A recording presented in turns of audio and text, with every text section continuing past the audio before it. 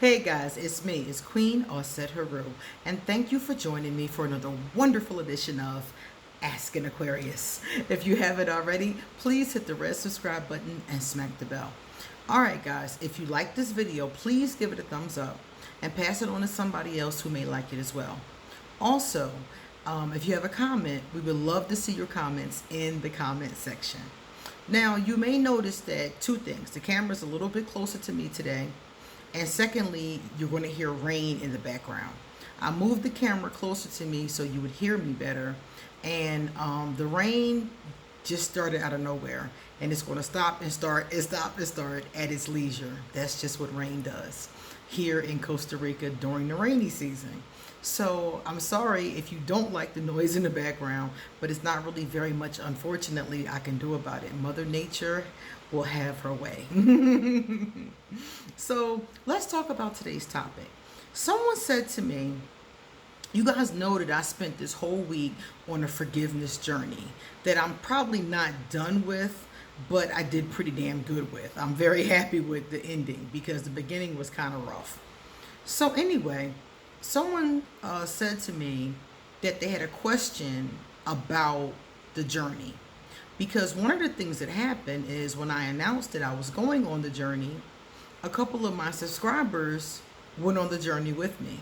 So they would inbox me and I would show them what I was doing that day, or what YouTube video I looked at, or what forgiveness meditation I did.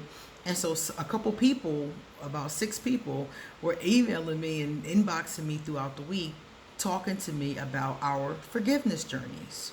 So I noticed that they all asked me the same question. They asked a lot of different questions, but one question was the same. Everybody asked this question. And I went to go find a video for them that I could just pass on to them, but I didn't find one. So I realized that if there isn't one, I must make one. So I made one. This is the question. The question was, how do you let go of things that happened to you in the past? Some of them are having a hard time getting past the forgiveness work because they're having a hard time letting it go. All of the literature just says let it go. Some of the videos even just said let it go without any how, even though they had how in the title. I didn't see any real, like steps. So one of the young ladies said to me, can you give us some practical, measurable, steps on how to make this happen? How do you let go when people have hurt you, they've robbed you, they've wronged you, they've cheated you, your lover has died or left you, your parent was neglectful or abusive? Like, how do you let these things go? And the literature is just like, oh, just let them go. Now, many people are going to need help letting them go. That's the bottom line. Many people are going to need a therapist, a grief counselor. Many people are going to need a professional, is the bottom line. And for people who don't want to use a professional, or who can't afford one, or can't go that route right now for whatever reason, I'm going to give you 8 things you can do by yourself to help you to start to let go of the past. Okay? So let's talk about them. And I currently do all of these things. So I took this list from the things that I do, and from the things that I've talked to these people about, these subscribers. At this point, I might as well just call them my friends, because we've been hanging out, talking back and forth throughout the day. So I'm going to give you the 8 things that we did, or I'm going to continue doing during this time. And you can try some of these. You might find some of your own, but this is my comprehensive list from not finding anything really online. I found a couple of real abstract things, but I didn't find anything concrete that I could give to somebody and say, here's a blueprint, So here's my blueprint. Number 1, the first thing you have to do before any of this is going to work, number 1, is you have to make the decision to let it go. Whatever the situation was, the person, the situation, whatever it was, you have to decide Decisions are verbs, they happen in here. So you have to sit down and think about it. Okay, my cousin stole my money. It was 10 years ago, but I'm still angry about it. And she still hasn't given me my money back, and I haven't spoken to her since. First thing, I must decide I'm going to let this go. She took my money. It's been 10 years. I may never have a relationship with her, but I don't have to hold on to the hurt. I can let it go. So the first part is just deciding that you want to. Because without that first step, the other ones won't work. It has to be like, I'm going to do this. I'm going to work through these steps. I'm going to find different ways. I'm going to do this because I want to let this go. Okay? So that's the first one. It's the most important one, and it's the one that most people never do. So the rest of it doesn't happen. This is a mental process. This is just something like deciding to go to the store, deciding to get root canal, deciding to make dinner. All these things are actions that we decide to do or decide not to do. Now, some of these actions obviously are easier than others, but it's the same process. You have to decide to do the action. Number 2, every time after you've decided that you're going to let it go, every time it comes up in your mind and you catch yourself thinking about it, you have to remember to catch yourself and then think of something different. You have to replace that thought immediately. As soon as you start catching yourself like, oh, my cousin stole my money, but today's going to be a good day, so I'm going to breathe, I'm going to work through this, and I'm going to let this go. Or think about something totally different, something positive though, not something else that's, problematic. So if you're thinking, you caught yourself thinking about your cousin and the money again, start thinking about your cousin's baby shower on the other side of the family. Or start thinking about a project that you're doing at work that you're really excited about. Or think about the new book and what it told you about relief and forgiveness. Something along those lines, something positive. Number 3, this is really important. This trips a lot of people up too. Accept the fact that life is never going to be perfect. You have to accept that in life, things are going to go right and things are going to go wrong. Not always one or the other. The better you are at showing up in your life, making good decisions, doing the right thing, keeping a good head, surrounding yourself with good people, the better things are going to be. But life's never going to be perfect. I live here, I can go months and months and months and months with nothing happening. Nice and boring. Nice and just me and my books and my cards. Nice, perfect, the way I like it. And then all of a sudden something pops off that I have to handle. So generally, 95% of the time, everything is great, it's quiet. But there are still going to be times when things arise that I have to deal with. And if you can get that, that's the reality of life. If you can get that, then you won't hold on to things as frequently. 4, practice gratitude. Be grateful for everything. Everything. Keep a gratitude journal. Every day, write down one thing in your journal that you're grateful for. And describe why you're grateful for it, where it came from, what it brings to your life. Practice gratitude daily. Somebody gives you a sandwich, be grateful. Somebody, calls you and wishes you a happy birthday or happy day or gives you some advice. Be grateful for it. Practice gratitude in the smallest things. Even if you live in your cousin's basement in the middle of, a cornfield somewhere with no shoes to wear, what do you have? You have a basement to sleep in. Some people don't have that. You have a cornfield. Maybe you can get some ears of corn. Maybe a little something to eat. A lot of people don't have that. So practice gratitude for the smallest things, and that will definitely help you have better vibrations and feel better and be better able to let go of those thoughts from the past. Let's see, number 5. Okay, this one is really good. This one is a bulky one. Watch videos, read books, journal, do meditations, read articles, all about forgiveness. So focus on forgiveness. Focus on these things, because as you're watching videos and reading books, reading articles, you're going to get ideas and you're going to hear things and you're going to think about the things that you're holding on to and be like, yeah, you know, it's going to be helpful to you to hear, you know, these meditations and these messages. And like I said, journal, writing about what you've heard, writing about what you've listened to. You know, if I read something about forgiveness, I write my thoughts on it. What do I think about this? Does this work for me? Is it practical? Can I incorporate this into my life? So getting media, you know, things like that, that's going to really be helpful, especially when it comes to forgiveness. That'll help you let go. Come to terms with your Voldemorts.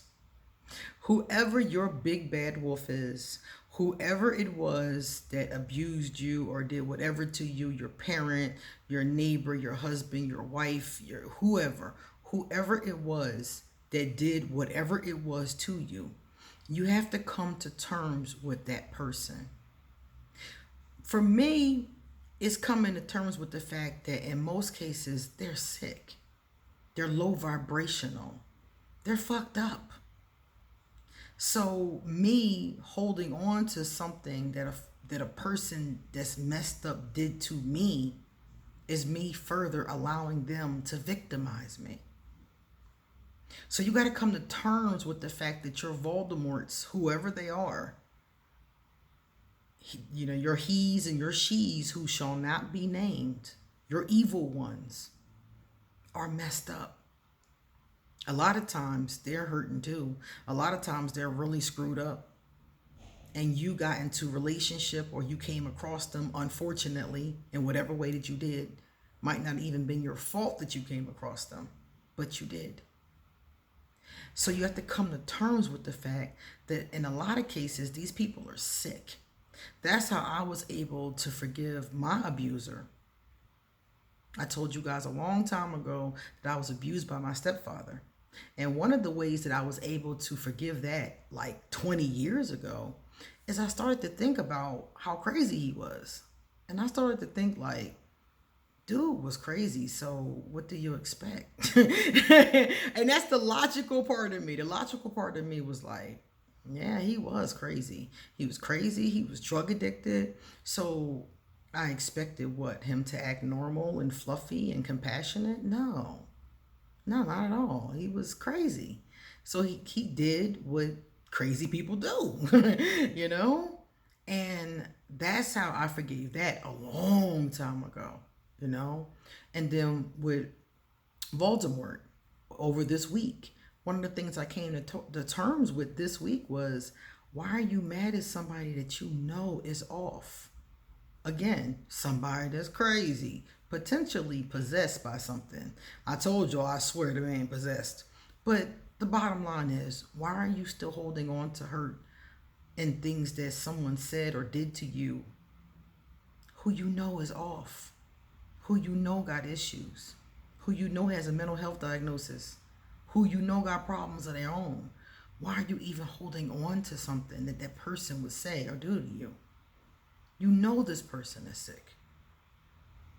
So you have to come to terms with the truths about your Voldemorts, because I'm pretty willing to bet that many of your Voldemorts are just like mine, sick, low vibrational, possibly possessed. And we had the misfortune of them being in our lives. The next one says, get or do a reading. If you are somebody who reads cards or has oracle cards, do a reading on yourself or get a reading done. And what you want to find out in this reading is two things. Find out what lesson did this situation from the past teach you. That's going to be helpful in letting it go.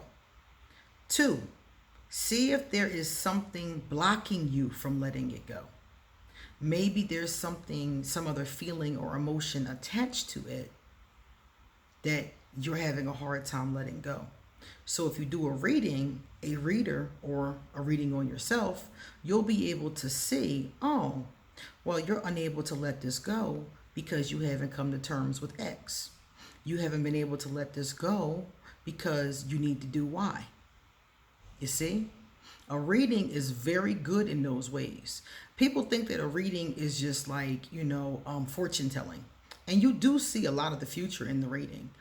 But readings, in my opinion, are really helpful with the past and the present. So if you're having a really hard time letting something go from the past, it could be a reason for that. And a skilled reader can help you figure it out and then let it go. And the last one, you may want to do some type of ritual or exercise. So if you're a pagan or if you're, a spiritual person or a person who doesn't have a particular system, you can do a forgiveness ritual. I've given you, rituals before, Likewise, you can do an exercise, a therapeutic exercise. So I'm going to give you guys one more. This one is something that anybody can do. And it's an exercise that I actually got from a Buddhist monk. His name is Ajahn Brahm, and he has a lot of videos on YouTube. Ajahn is Ajahn Brahm, Brahm. And he gave a very simple exercise that I'm going to give you. It's the very beginning of being able to throw things away. He called it the chucking it exercise, and literally you're just chucking something.